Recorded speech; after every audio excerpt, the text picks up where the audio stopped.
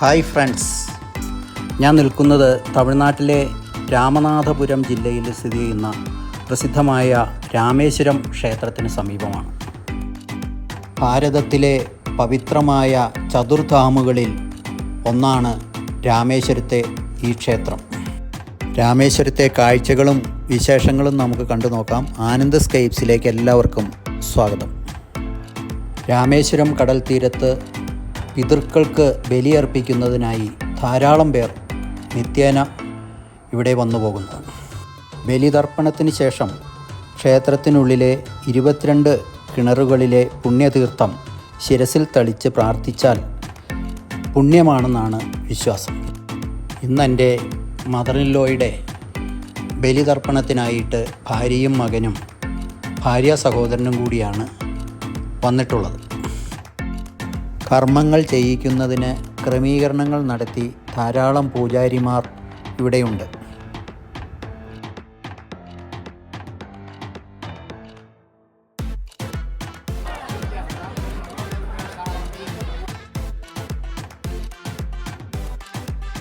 തുടർന്ന് ഞങ്ങൾ പോയത് ക്ഷേത്രത്തിനകത്തേക്കാണ്.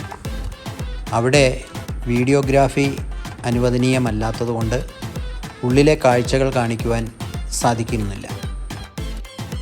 ലോകത്തിലെ തന്നെ ഏറ്റവും നീളം കൂടിയ പ്രവേശന വരാന്തകൾ, കൊറിഡോർ ഉള്ള ക്ഷേത്രമാണ് രാമേശ്വരത്തെ ഈ ശിവക്ഷേത്രം.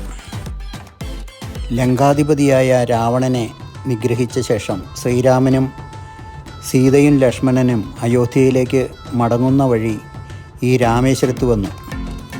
രാവണ നിഗ്രഹത്താൽ ബ്രഹ്മഹത്യാഭാവം, അതിൽ നിന്ന് മുക്തി നേടുന്നതിനായി ശ്രീരാമൻ ശിവലിംഗ പ്രതിഷ്ഠ നടത്തുവാൻ തീരുമാനിച്ചു. ശിവലിംഗം കൊണ്ടുവരുന്നതിനായി ശ്രീരാമൻ ഹനുമാനെ കൈലാസത്തിലയച്ചു. എന്നാൽ മുഹൂർത്ത സമയം അടുത്തിട്ടും ഹനുമാൻ എത്താതിരുന്നതിനാൽ സീതാദേവി കടൽക്കരയിലെത്തി മണൽ ഉപയോഗിച്ച് ഒരു ശിവലിംഗം ഉണ്ടാക്കുകയും നിശ്ചിത സമയത്ത് തന്നെ രാമലിംഗം എന്ന പേരിൽ പ്രതിഷ്ഠിച്ചു. മടങ്ങിയെത്തിയ ഹനുമാന് ഈ കാഴ്ച കണ്ട് സങ്കടമുണ്ടായി. ഹനുമാനെ തൃപ്തനാക്കുന്നതിനു വേണ്ടി രാമലിംഗത്തിന് സമീപം വിശ്വലിംഗം ശിവപ്രതിഷ്ഠ ശ്രീരാമൻ നിർവഹിച്ചു. ഇന്നും വിശ്വലിംഗത്തെ പൂജിച്ച ശേഷമേ രാമലിംഗത്തെ പൂജിക്കാറുള്ളൂ. രാമനാൽ ആരാധിക്കപ്പെട്ട ഈശ്വരൻ എന്ന അർത്ഥത്തിനാണ് ഈ സ്ഥലത്തിന് രാമേശ്വരം എന്ന പേര് തന്നെ വന്നത്. ബ്രേക്ക്ഫാസ്റ്റ് മസാല ദോശയും ചായയും കഴിച്ചു. പിന്നീട് ഞങ്ങൾ പോയത് കലാം ഹൗസ് കാണുന്നതിന് വേണ്ടിയാണ്. മുൻ രാഷ്ട്രപതിയും പ്രശസ്ത ശാസ്ത്രജ്ഞനുമായ ഡോക്ടർ APJ അബ്ദുൽ കലാമിൻ്റെ ജന്മദേശമാണ് രാമേശ്വരം. അദ്ദേഹം ജനിച്ചു വളർന്ന കലാം ഹൗസാണ് ഈ കാണുന്നത്. അദ്ദേഹത്തിന് ലഭിച്ച ബഹുമതികൾ, ഭാരതരത്നം തുടങ്ങിയിട്ടുള്ള ബഹുമതികളെല്ലാം അവിടെ പ്രദർശിപ്പിച്ചിട്ടുണ്ട്. പക്ഷേ വീഡിയോയോ ഫോട്ടോയോ അനുവദിക്കാത്തതുകൊണ്ട് അവിടുത്തെ കാഴ്ചകൾ കാണിക്കാൻ നിർവാഹമില്ല എന്ന കാര്യം അറിയിക്കുന്നു. മ്യൂസിയം ആണെങ്കിലും കരകൗശല വസ്തുക്കളുടെ വിൽപ്പനയും ഇവിടെ നടക്കുന്നുണ്ട്.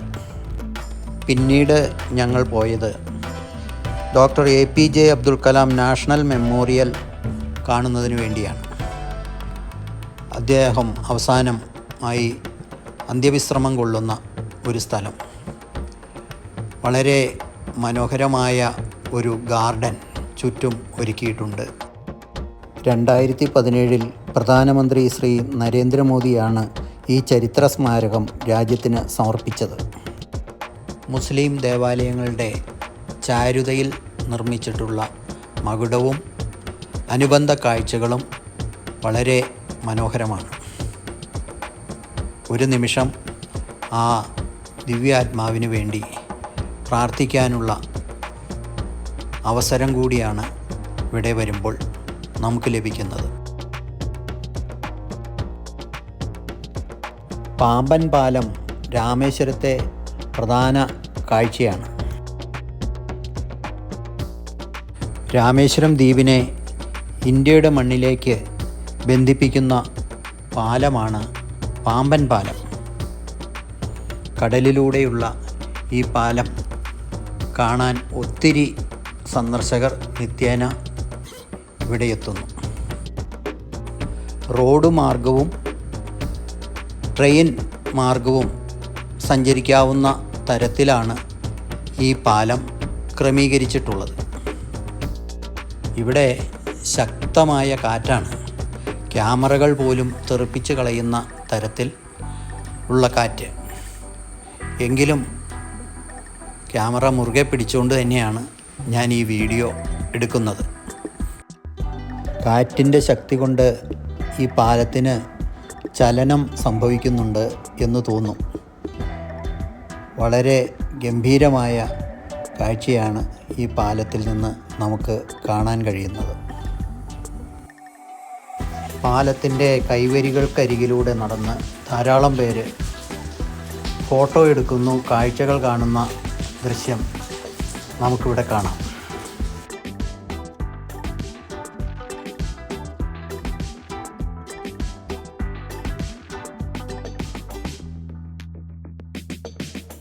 അങ്ങകലെ രാമേശ്വരം ദ്വീപിൻ്റെ ഒരറ്റം കടലിലേക്ക് തള്ളി നിൽക്കുന്നത് കാണാം.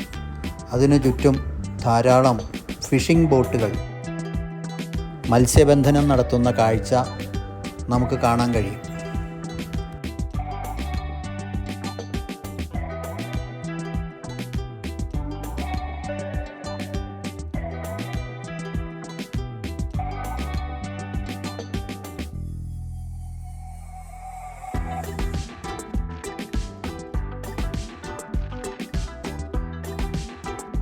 കാറ്റാടിപ്പാടങ്ങളും കരിമ്പനകളും കണ്ട് ഞങ്ങളുടെ യാത്ര തുടരുന്നു.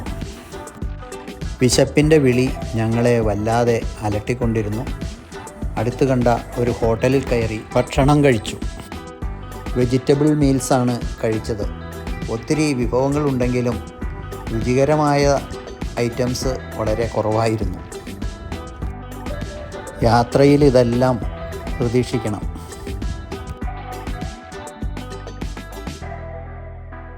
ഭക്ഷണം കഴിച്ചിറങ്ങി ഞങ്ങൾ യാത്ര തുടരുന്നു. അപ്പോഴാണ് റോഡിൻ്റെ ഇരുവശത്തും ഉപ്പളങ്ങൾ ധാരാളം കാണാൻ കഴിയുന്ന കാഴ്ച. കടലിലെ വെള്ളം വറ്റിച്ചാണ് ഇവിടെ ഉപ്പുണ്ടാക്കുന്നത്. ഇങ്ങനെ ഉപ്പുണ്ടാക്കുന്നത് ശുദ്ധീകരിക്കുന്ന ചെറുതും വലുതുമായ ഫാക്ടറികൾ ഇവിടെ കാണാൻ കഴിയുന്നു.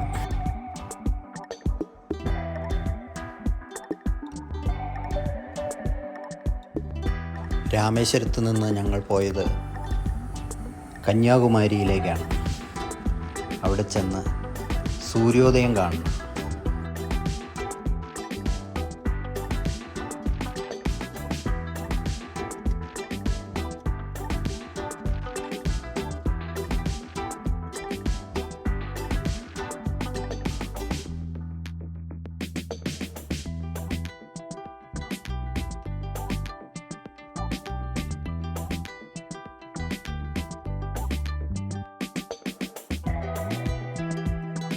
ഞങ്ങൾ വെളുപ്പിനെ 5:45 ഈ കടൽ തീരത്തെത്തി.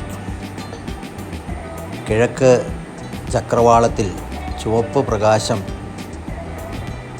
കണ്ടതു മുതൽ സൂര്യോദയം വരെയുള്ള കാഴ്ചകളുടെ ദൃശ്യം കണ്ടു നോക്കൂ.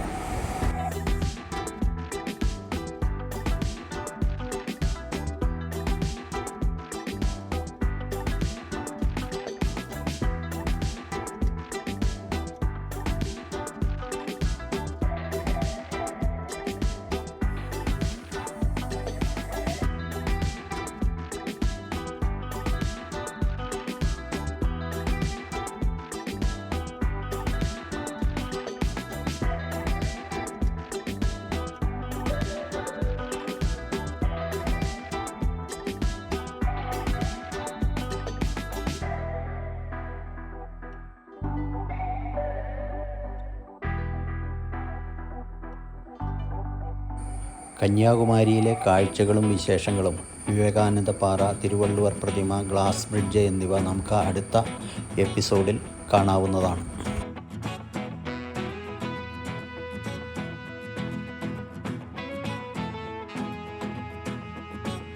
രാമേശ്വരം വിശേഷങ്ങൾ പാർട്ട് 1 വീഡിയോ നിങ്ങൾക്കിഷ്ടപ്പെട്ടാൽ ലൈക്ക് ചെയ്യണം, ഷെയർ ചെയ്യണം. എൻ്റെ YouTube channel Anand scapes subscribe ചെയ്യണം.